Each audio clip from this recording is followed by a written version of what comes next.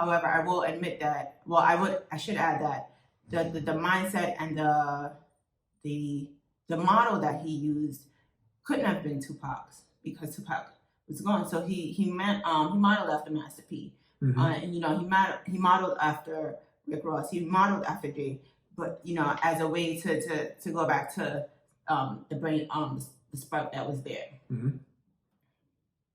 Get it now. Like you said, for Nipsey, I got on right after Victory Lap drop. Victory Lap drop, I loved it. I loved every single track on it. I thought it was amazing. I thought it was probably like top 2 albums that dropped last year.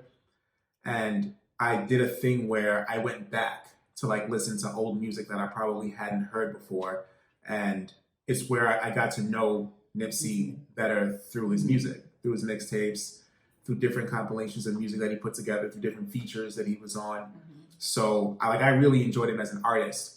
And then when I started to learn more of, and this is before he passed, and this is right after Victory Lap dropped, and when I started to learn more of what his philosophy was in life, I really started to appreciate it and appreciate that, he's putting together like this amazing music, this great collection of music, which most people can't do. Right. And he's also just consistently, like almost robotically reminding us of our value and reminding us of the possibilities that we have and what we can do with our resources.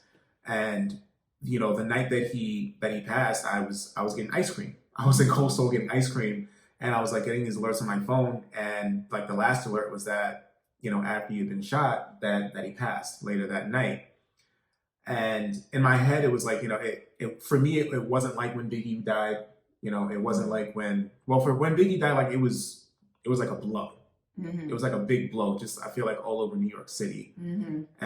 But it was just like a thing where it's like, this is really like unfortunate. And the first thought that came to my mind, and I don't want anybody to take this the wrong way, is that, this happens in his community that he's attempting and doing a great job of building up.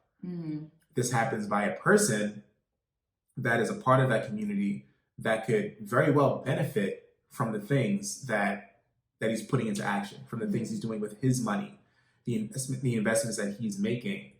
And I think that was like the saddest part of it for me, was losing someone who was so influential and had so much ahead of him. He was only 33, to someone who could have actually benefited from the things that he was doing in his community.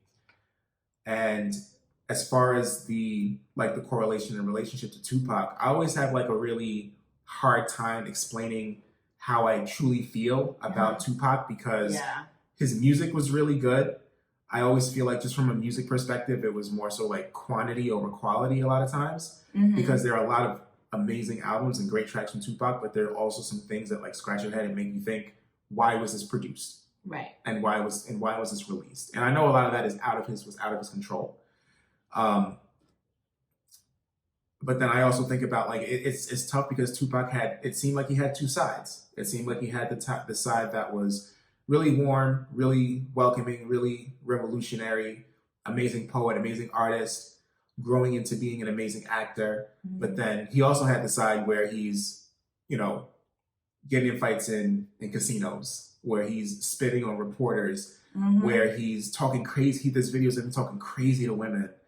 And for me, it kind of like Nipsey's presence in bars, and at least from what we know about him, I didn't know him personally. For me, it kind of is like, okay, so he took the Tupac model and it was kind of like he just like 2.0'd it and put it in like a really like a much better package. Like we were talking about like packages before, like a much better package where he's the person that loves his girl. He's the person that loves his kids.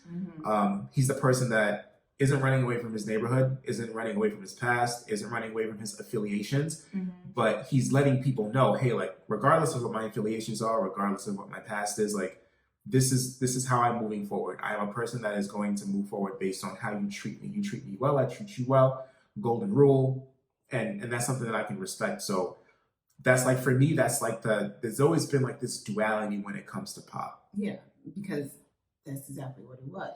You know what I'm saying?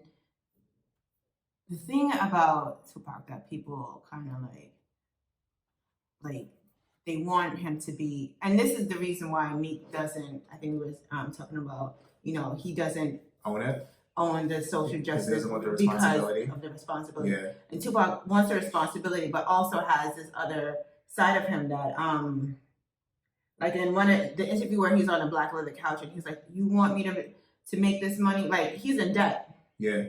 He has to. It's his job to create this music that is asked of him. Whether or not he believes it is a different story. You get what I'm saying? Got it.